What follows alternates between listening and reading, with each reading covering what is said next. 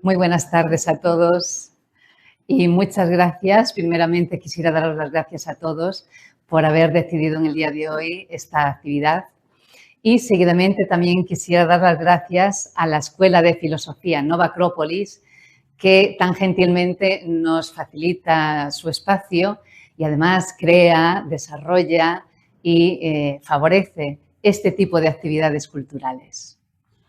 Bueno, para comenzar la charla, que como todos sabéis va a tratar sobre Concepción Arenal, quisiera que todos empezásemos a pensar un poquito. Y os propongo que recordemos ciudades que lleven por nombre una calle dedicada a Concepción Arenal. Seguramente que todos os saldrán una, dos o tres rápidamente. Y si os pregunto, ¿sabéis cuántas ciudades de España dedican una calle a Concepción Arenal? Bueno, pues os puedo decir que prácticamente todas las ciudades de España dedican una calle a este personaje. Entonces podremos hacer una reflexión. ¿Por qué una ciudad elige ponerle el nombre de una calle de un personaje?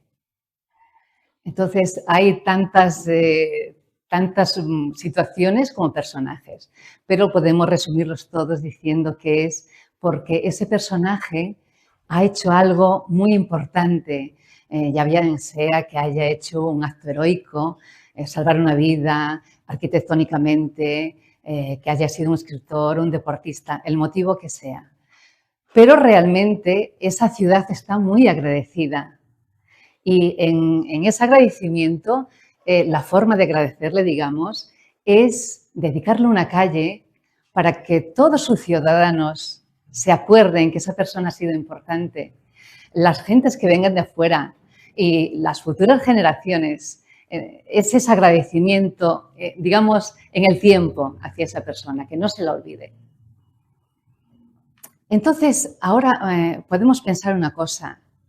Si tantas ciudades dedican una calle a Concepción Arenal, algo muy importante tuvo que haber hecho, ¿verdad?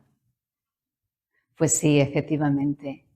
Doña Concepción Arenal fue una pionera en su siglo, el siglo XIX, en España. Fue la primera mujer en defender los derechos de la mujer en un momento histórico en que la mujer no tenía derechos. Fue la primera mujer en ir a la universidad en un momento que estaba prohibido para la mujer ir a la universidad. Fue una mujer que obtuvo el premio de la Real Academia de las Ciencias Políticas y Morales. Fue la primera mujer en obtener un cargo público. Fue la creadora de las conferencias de San Vicente de Paúl para mujeres en España.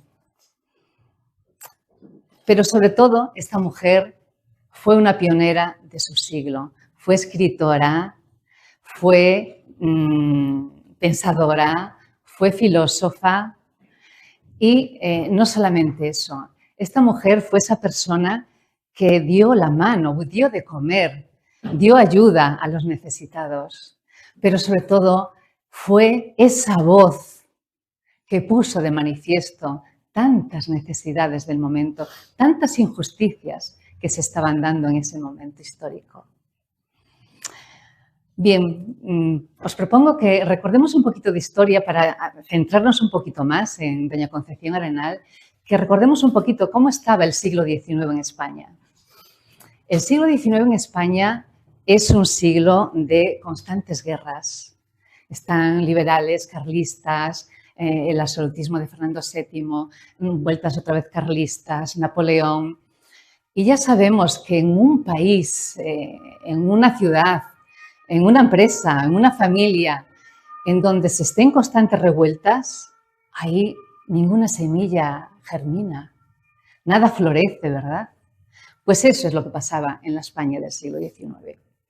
Podemos hacer un poco una diferenciación entre la primera mitad y la segunda mitad del siglo, pero básicamente es todo lineal con un poquito de subida a partir de la segunda mitad del siglo. En la primera mitad del siglo, sobre todo a partir del primer cuarto, España es eminentemente agrícola. pero la economía y las tierras estaban en manos del 15% de la población. El resto, digamos que eran siervos. Vivían de lo que le daban, prácticamente podemos decir que vivían en la miseria. Era lo que había en este país. No había, el 90% de la población era analfabeta. Esto nos da también un indicativo de cómo es un estado, ¿no? Si el 90% de la población es analfabeta, pues no hay técnicos, no hay médicos, no hay arquitectos, no hay ingenieros, no hay nada. No hay farmacia, no hay higiene. Hay constantes guerras y todo esto, la falta de higiene, las guerras, hacen que el promedio de vida de la población sea de menos de 40 años. Entonces, vemos que España es en ese siglo, es muy difícil la vida en España. Tan difícil es que hay mucha hambre y en el primer cuarto la población de España es de unos 10 millones de habitantes y 1 millón ha de emigrar por hambre. Entonces, esto nos da vamos a ir valorando un poquito para después saber un poco también cómo el desarrollo de esta mujer. Una característica de este siglo muy importante es que la mujer en este siglo no tiene autonomía propia. Ha de estar siempre bajo la tutela de un hombre, ya sea su padre, un hermano, el marido, un familiar. Ella por sí sola no puede actuar. La mujer no puede acudir a la universidad. Puede saber leer, escribir, pero no puede tener conocimientos superiores. De hecho, no está nada bien visto una mujer con determinados conocimientos. Porque la mujer, el lema de la mujer de este siglo es que la mujer ha de ser madre y esposa sumisa. Y el lema es obedecer, callar y servir. Bien, pues con este siglo XIX, donde constantes guerras, falsedades, mentiras, la religión tiene un peso muy importante, en donde, digamos, tiene la sociedad muy encerrada, todas estas situaciones generan una sociedad de mucha pobreza. A partir de la segunda mitad del siglo, digamos que empieza a despuntar lo que se está dando en Europa, que es un desarrollo muy grande. Digamos que en la segunda mitad del siglo empieza a evolucionar un poco España. Aparece la banca, aparece la primera máquina de vapor con las primeras líneas férreas, la primera industria textil, las industrias siderúrgicas. Pero, como Concepción Arenal denunciará en sucesivas ocasiones, dice que todo esto, y es un hecho, que todo este desarrollo se está dando de espaldas a la sociedad más necesitada, a los más necesitados. Bien, pues con este siglo como fondo nace nuestra protagonista de hoy, doña Concepción Arenal Cuesta Ponte. Doña Concepción nació en el Ferrol un 31 de enero de 1820 y fallece aquí en esta ciudad de Vigo el 4 de febrero de 1893 a los 73 años. Nace en el seno de una familia de posibles económicos. Digamos que su familia goza de ciertos títulos nobiliarios. El padre es don Ángel Arenal de la Cuesta y es estudiado en leyes y sargento mayor. Y su madre es doña María Concepción Ponte Mandiá Tenreira y es también de una ilustre familia gallega. Como os digo, el padre de Concepción es estudiado en leyes y sargento mayor en el ejército. Y, sobre todo, la característica de este hombre es que es un hombre con ideales liberales, con muchas ganas de que España salga de ese momento en donde está metida, de que evolucione de lo que está pasando en Europa, que llegue a España, que salgamos de esa falta de educación, de esa falta de esa hambre que está padeciendo el país. Entonces, cuando entra en el poder el absolutismo de Fernando VII, choca mucho con las ideas de don Ángel Arenal. Y este hombre es perseguido y encarcelado en sucesivas ocasiones. Y si realmente la vida en España en ese momento es muy difícil, os podéis imaginar qué sucede en las cárceles. Hay muchísima hambre, higiene cero, no hay nada. Digamos que es un lugar de hacinamiento.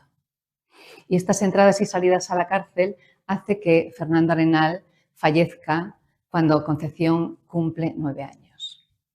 Entonces su madre se queda con 3 hijas, creo que no lo he dicho, Concepción Arenal era la primera de las 3 hijas que tenía este matrimonio.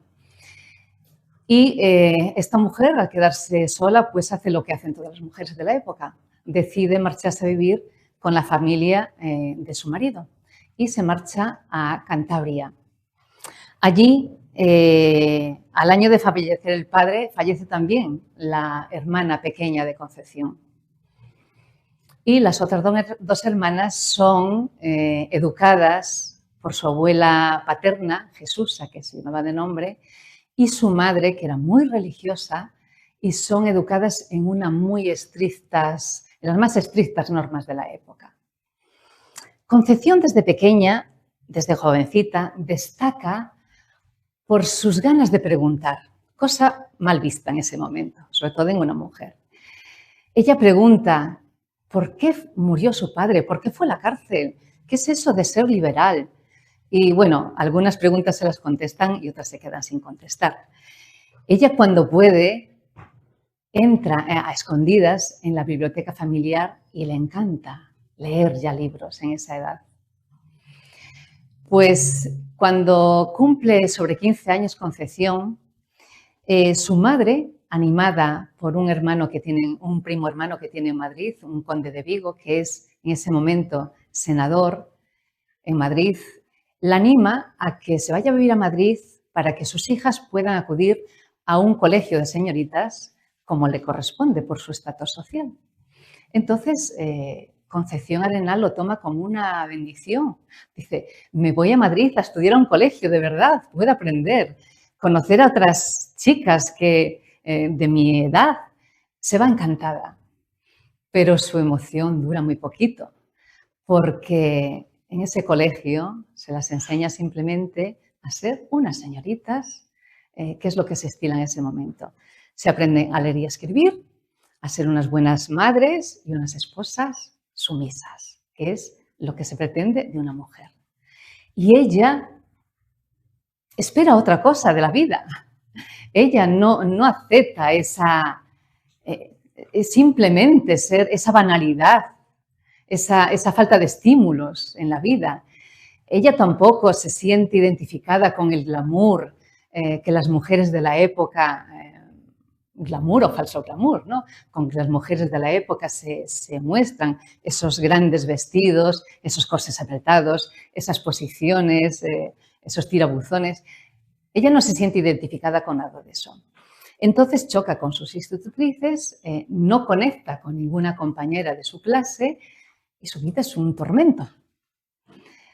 Pero su abuela Jesusa se pone enferma, entonces ella, para escapar de esa vida que le está tocando vivir, se ofrece a irse a Cantabria, a Armaño, que es el pueblo donde vive su abuela, a cuidarla.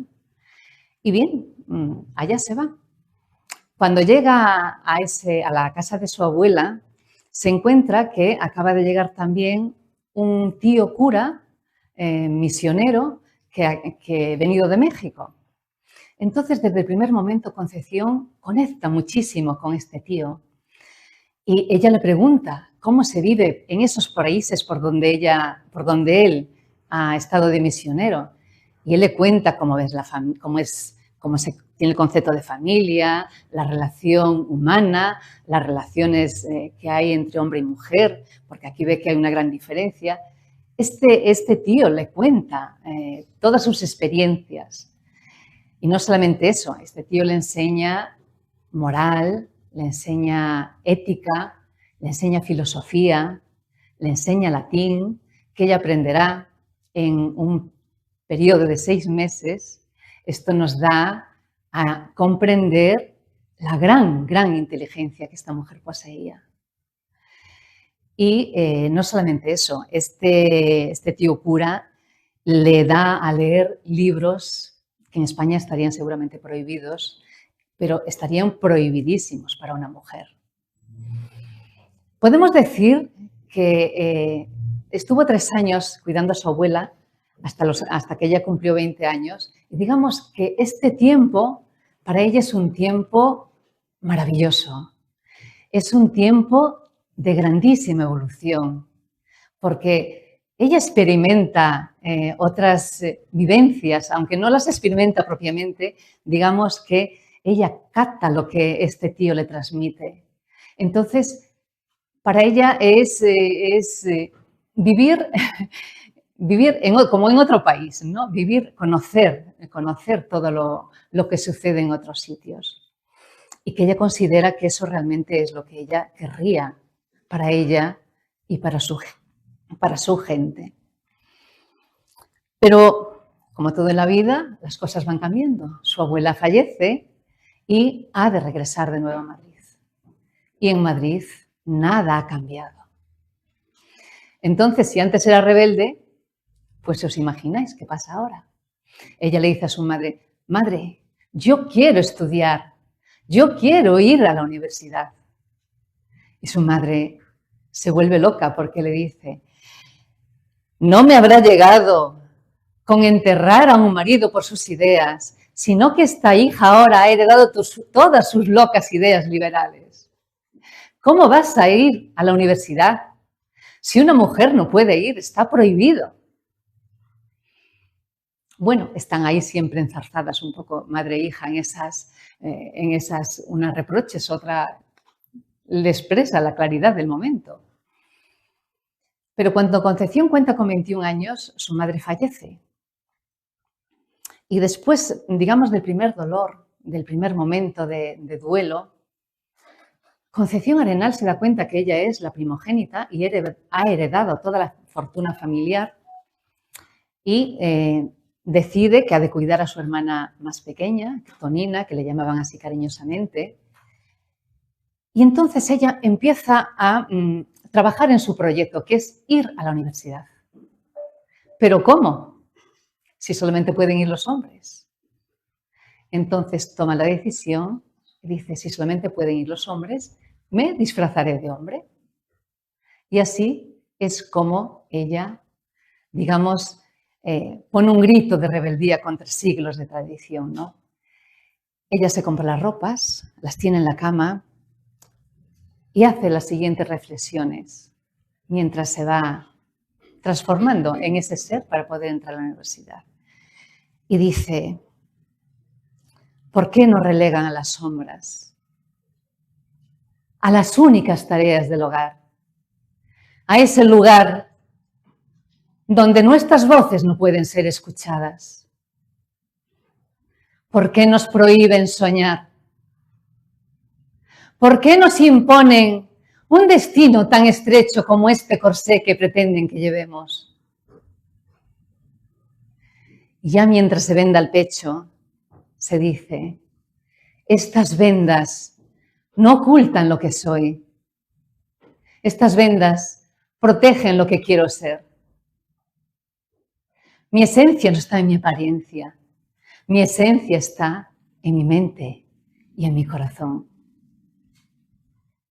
Y se dice, estudiaré, desafiaré a todos los que dicen que nuestro lugar está en la ignorancia, que no tenemos inteligencia ni capacidad para ocupar una silla en un aula. Y recordando a su padre y a su tío cura, con una sonrisa, le da las gracias por enseñarla a pensar, a cuestionar. Ella dice, solo cuestiono un sistema que nos niega los más mínimos derechos. Y se dice, si estas ropas me dan acceso al conocimiento, las llevaré con mucho orgullo. Y ya en la calle se dice, cada paso que dé con estas botas será un paso hacia un futuro mejor. Un paso donde ninguna mujer se tenga que ocultar detrás de unas ropas para poder aprender. Hoy nos niegan la entrada, pero estoy dispuesta a derrumbar las puertas, a derrumbar esas barreras que nos niegan el acceso. Y así es como Concepción entra en la universidad, vestida de hombre. Y todo va muy bien, no hay ningún problema, pero no tarda en ser descubierta. Y os imagináis lo que pasó. Se pone el grito en el cielo, porque como una mujer en la universidad.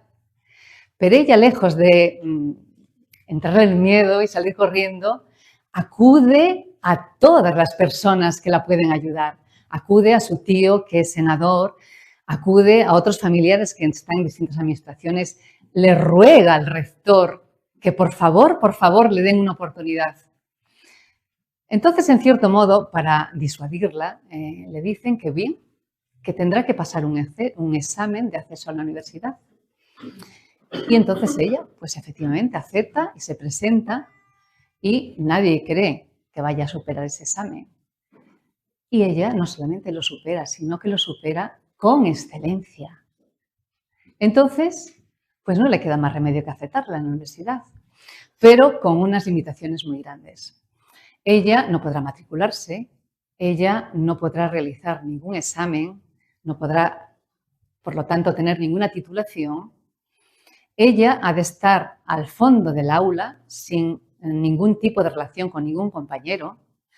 La cogerá un bedel, la llevará a una habitación y donde estará ella sola. No podrá tener relación con ningún otro miembro de la universidad. Pero esto, lejos de desanimarla, lo que hace es darle más impulso, más fuerza. Y entonces, durante 4 años, Concepción se dedica a estudiar y aprender, que es lo que realmente ella desea. En este tiempo, Concepción conoce al que posteriormente será su marido, Fernando García Carrasco. Con Fernando, que desde el primer momento es hijo también de militar y es una persona con ideales liberales, con ganas de sacar a esta España de ese momento en donde está sumergida, de esas carencias que tiene la sociedad en ese momento, ella acude a distintas tertulias que se dan en Madrid en ese momento y ahí conoce a muchos personajes pues de literatura, de la pintura, de arte, de política, y todas estas personas que la conocen la respetan y la tratan como la mujer que es, por esa capacidad de pensar, por esa capacidad intelectual que ella posee, por esa capacidad de resolver situaciones con muchísimo acierto. Concepción, digamos que cuando cumple 37 años, contrae matrimonio con Fernando y se casan por amor, cosa muy poco común en ese momento de la historia, pues casi todos los matrimonios eran matrimonios por conveniencia, que se dice, ¿no? De apaño, por interés. Y la vida les regala 3 hijos, la primera una hija que fallecerá muy pronto, cuando tiene 2 años, y esto sumirá a Concepción en una terrible crisis. Es un momento de grandísimo dolor para Concepción, pero la vida, pues todos sabemos que nos da una y nos impulsa con otra. Enseguida nace su siguiente hijo, Fernando, y 2 años más tarde nacerá su siguiente hijo, Ramón. Su situación económica en esos momentos empieza a ser un poquito precaria. Entonces, ella y su marido escriben para la revista La Iberia. Pero cuando ella cuenta alrededor de 35 años, el gobierno saca una ley en donde se exige que los artículos que se publiquen han de ir rubricados. y ella como mujer no posee rúbrica, no tiene autoridad para presentar un escrito. Pronto se pone su marido enfermo de tuberculosis y él no puede escribir. Entonces es ella quien escribe y es él quien firma los artículos. Y un buen día le dice Fernando: Concepción, me acaban de enviar felicitaciones del periódico La Iberia. Me dicen que mis artículos, a pesar de mi enfermedad, cada día tienen más fuerza, más energía, más frescura. Y dice: ¿qué te parece? Son capaces de valorar tu escritura, tus conocimientos, tu forma de transmitir, pero sus creencias le impedirían valorarlo si saben que lo has escrito tú, si saben que lo ha escrito una mujer. Qué ironías tiene la vida, ¿verdad? Y ella le sonríe.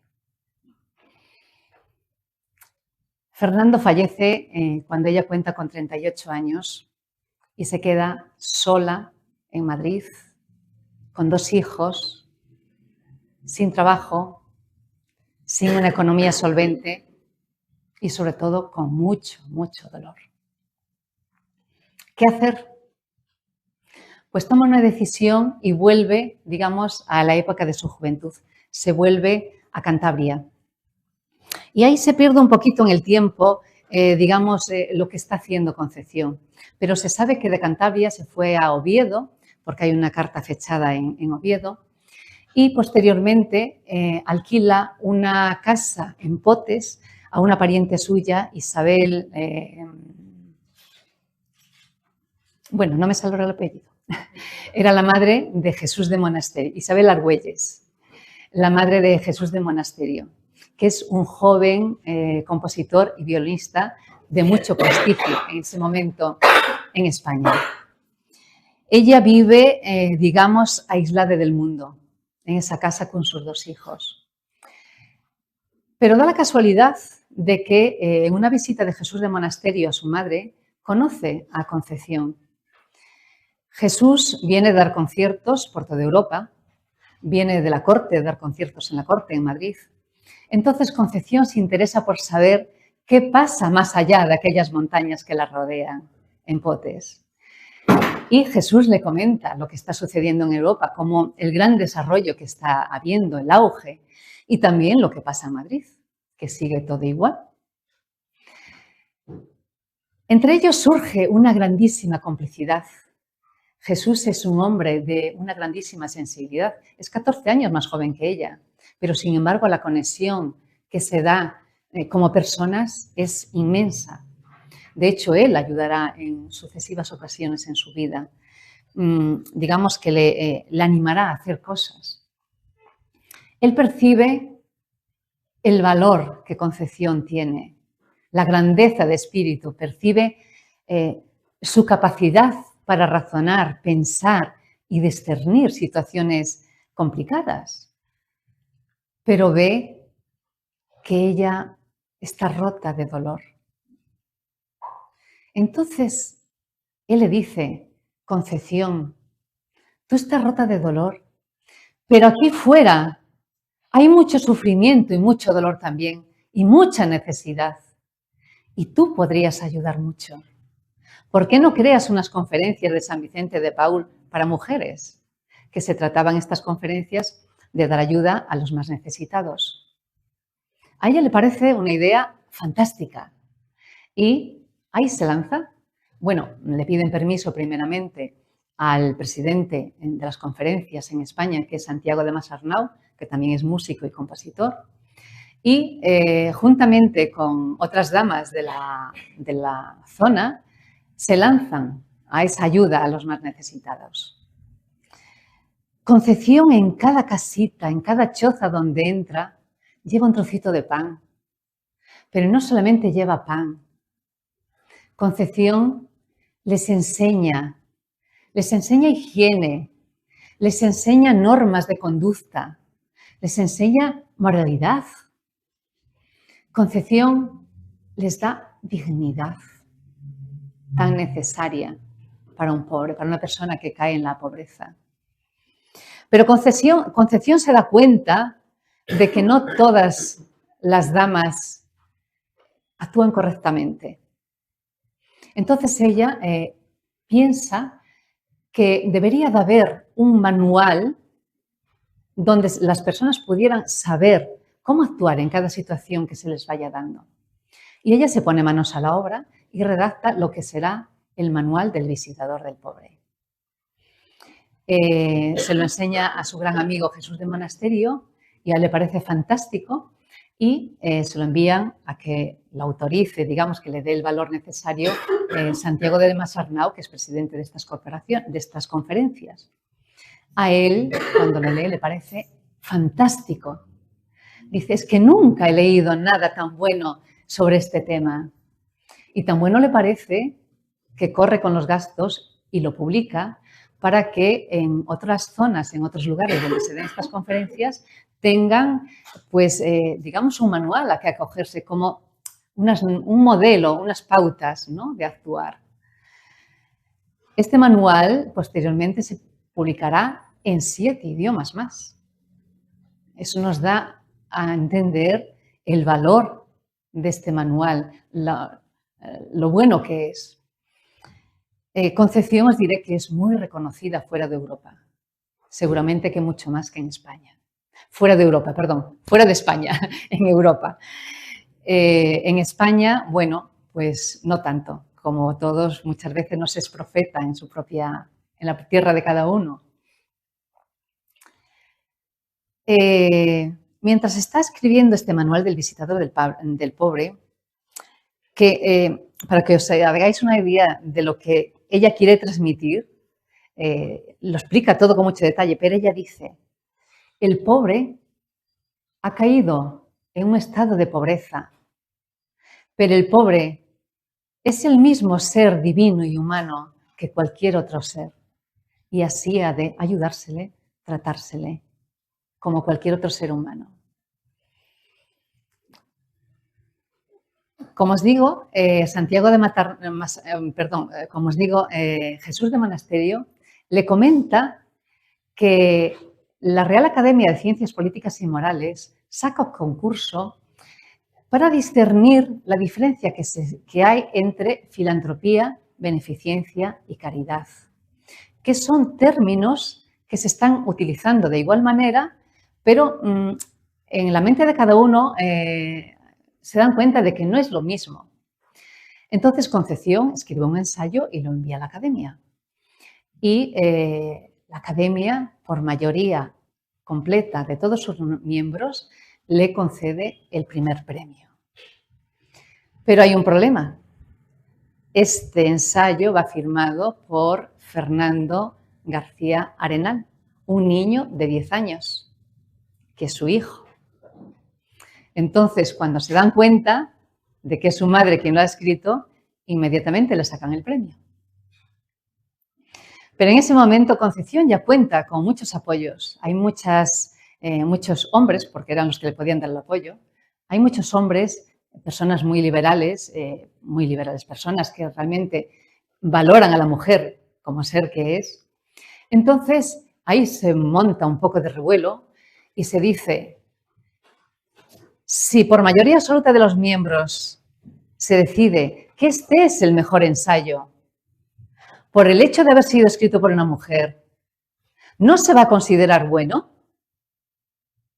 Y bueno, después de muchos dites y diretes, al final se le reconoce el valor de la obra de Concepción Arenal y se le concede el premio a ella. Concepción, en estos momentos, toma conciencia de que su vida tiene que estar dirigida a ayudar a los demás, a ser de alguna manera esa voz que pone de manifiesto tantas injusticias que se están dando en su país, tantas necesidades que hay que solventar.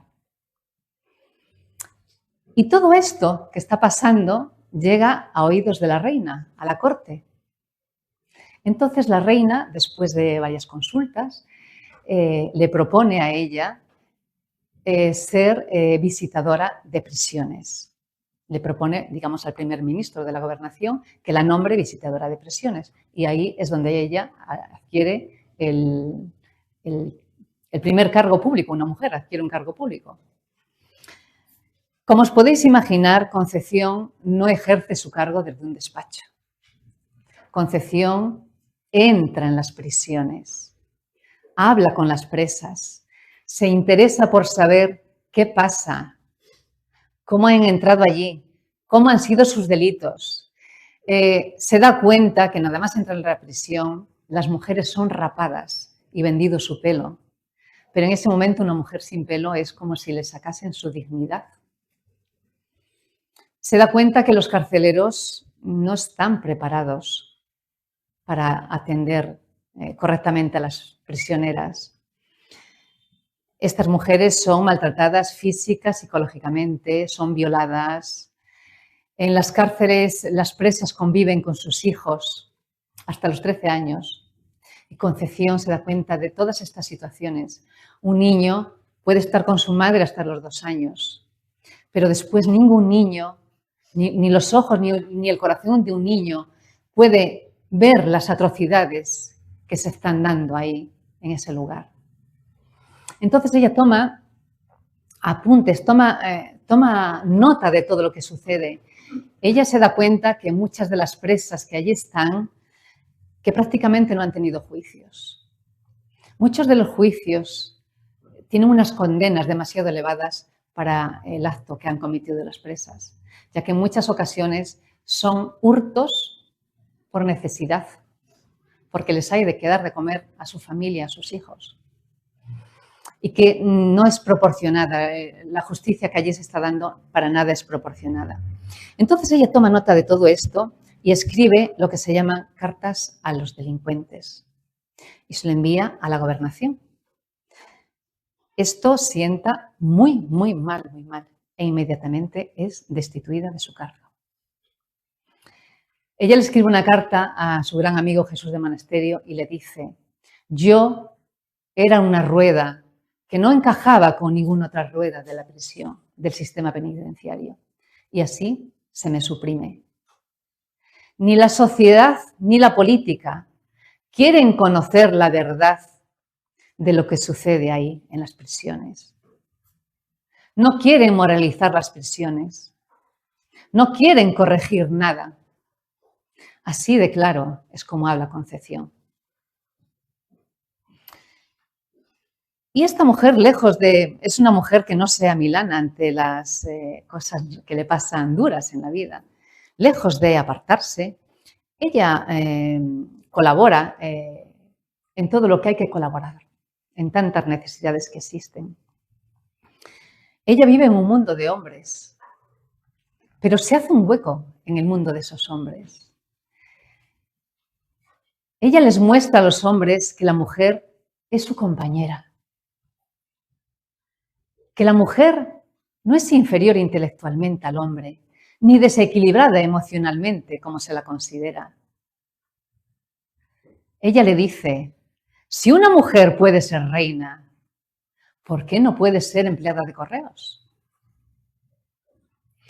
Si una mujer en este país, que vive en la más absoluta miseria, que ha perdido a su marido en la guerra por una enfermedad o por el motivo que sea, ella está sola cuidando de su familia, de sus hijos. Y si esta mujer en la más absoluta miseria es capaz de educar y de sacar adelante a esos hijos, ¿qué falta de inteligencia y qué dificultades emocionales puede tener esa mujer? Ella da argumentos siempre, es una mujer que convence con argumentos reales, con peso. Posteriormente, Concepción Arenal participará en muchas actividades. Será enfermera en distintas guerras carlistas que hubo. Ella luchó para conseguir la primera ambulancia. Ella se pone en contacto con las prostitutas para enseñarles normas de higiene para evitar transmitir enfermedades. Ella ya donde ve una necesidad, donde ve a alguien que se le pueda favorecer, ahí está ella. Ella colaboró con la Cruz Roja, fue secretaria, de hecho.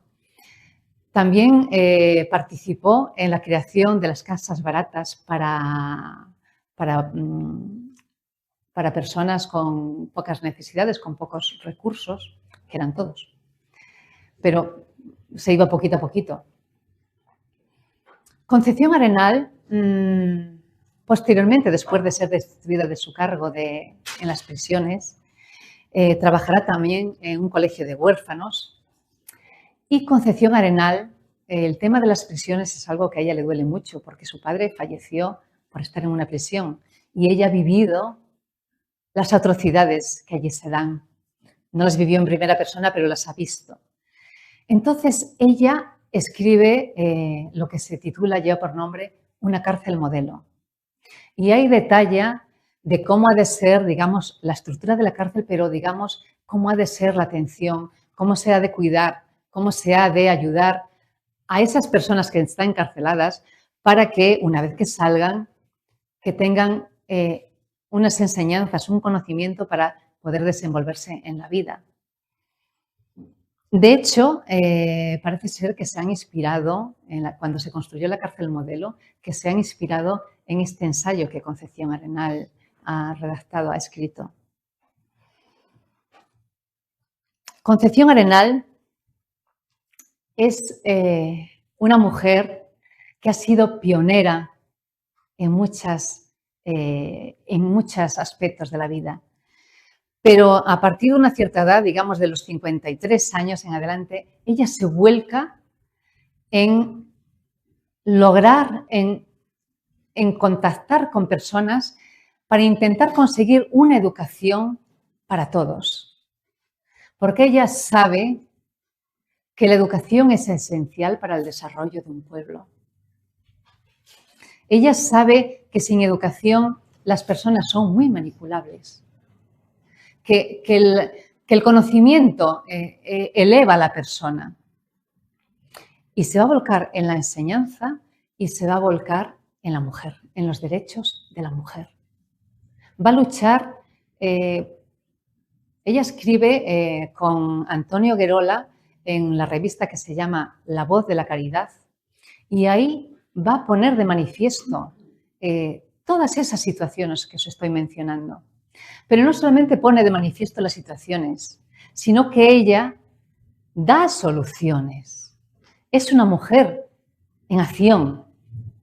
Ella, con cada problema que ve, ella también propone esa solución, una posible solución, puede haber muchas otras, pero la que ella considera que es posible y buena para ese momento.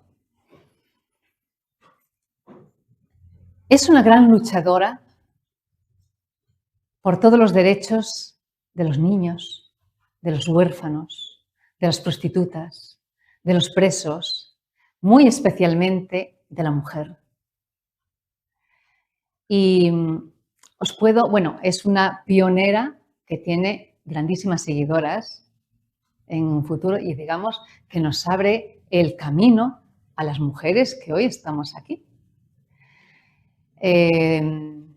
Clara Campoamor es una seguidora de ella y sabemos que en 1923 logró, siguiendo los pasos de Concepción, el voto para la mujer.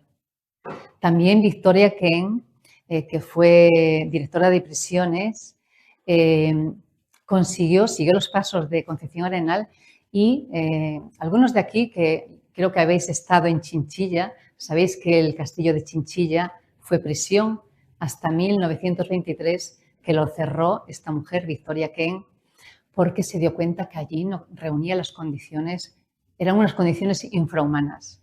Los presos se morían de frío en invierno. Entonces logró cerrar esa prisión, estando en contra del pueblo.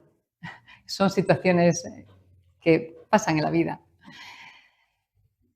Esta mujer, os voy a contar una anécdota muy bonita que nos da una idea de lo que es querida por la gente, sobre todo de las prisiones.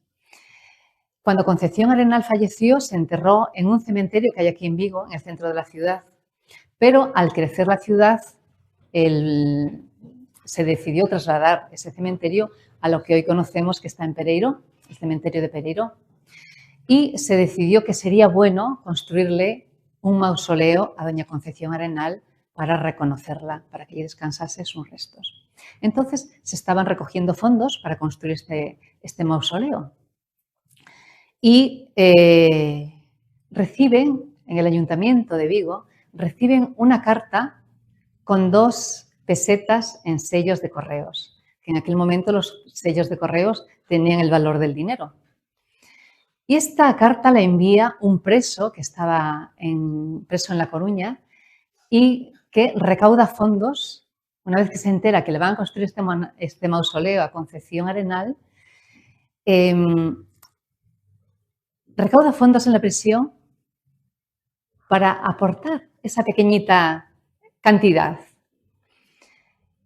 Cuando reciben esta carta sorprende a todo el mundo. Entonces investigan, se ponen en contacto con este preso y averiguan que está preso por 3 hurtos y a una condena de 24 años. Digamos que en la prisión su valor, su comportamiento es correcto, es muy bueno. Entonces, por el gobierno se pide el indulto de este preso y le es concedido. Digamos, por ese amor hacia Concepción, digamos, le es concedido ese indulto. Y termina en esa carta donde envía las 2 pesetas, termina esa carta con una frase preciosa que nos da a entender el amor que hay hacia esta mujer en las prisiones. Dice: aquí en las prisiones, primeramente veneramos a Dios y después a doña Concepción Arenal. Esto nos da una idea del amor, del gran amor que hay y del valor y reconocimiento que se le tiene. Bien, pues ahora después de haber hecho este pequeño recorrido, porque podríamos hablar muchísimo más de esta grandísima mujer, de esta defensora de derechos, de esta humanista, de esta filósofa, de esta escritora, de esta pensadora, os propongo que recordemos 4 frases de ella, que son frases de hace 2 siglos, pero son frases atemporales. Ella decía: ¿creéis que la fuerza del hombre se puede medir por el peso que arrastró o levante? Dice: no, así se mide la fuerza de los animales. La fuerza del hombre se mide por su inteligencia, por sus valores y por su estética, por su sensibilidad, perdón. Por su inteligencia lo llevará a conocer la verdad. Sus valores lo llevarán a conocer lo bueno y lo justo. Y la estética, no, la estética no, la sensibilidad, se me atrapó la palabra, y la sensibilidad lo llevarán a conocer la belleza. Otra frase maravillosa de ella es: abrid escuelas y cerraremos prisiones. También dice a las presas, cuando está con ellas en las cárceles, dice: liberaros del miedo y seréis dueñas de vuestra vida. Y creo que una frase muy bonita de ella también es que dice: nos caeremos tantas veces como sea necesario, pero el ser que se cae y se levanta es mucho más grande que el hombre que no se cae nunca. Así que, queridos amigos, en nosotros está recordar a esta gran humanista, a esta filósofa, a esta gran mujer que se ha esforzado, ha dado su vida por romper barreras. Estas barreras que tenían encerrada a la sociedad, especialmente a los necesitados y a las mujeres en España en ese siglo. Y que ha sido la que nos ha abierto el camino a todos nosotros hoy. Entonces, reconozcamos su valor y recordemos que ella siempre nos enseñó que sí se puede soñar y crear y alcanzar nuestros objetivos con voluntad, con acción, con fuerza. Así que hagamos que su luz no se pierda. Pasemos su luz a las siguientes generaciones. Y ahora ya para finalizar me gustaría recitaros una poesía que le dedica Manuel Machado a Concepción Arenal. Y dice así: a Concepción Arenal, porque fue buena y comprendió, porque su cuerpo fue leña que su alma clara consumió con una llama hogareña, porque negaba la maldad y sabía la muerte impotente, porque alcanzó la bondad del corazón y de la mente, porque tuvo al dolor cariño, porque en el hombre veía al niño, porque hizo el perdón fatal, porque endulzó las penitencias, porque iluminó las conciencias. Es Santa Concepción Arenal. Muchas gracias. Muchas gracias.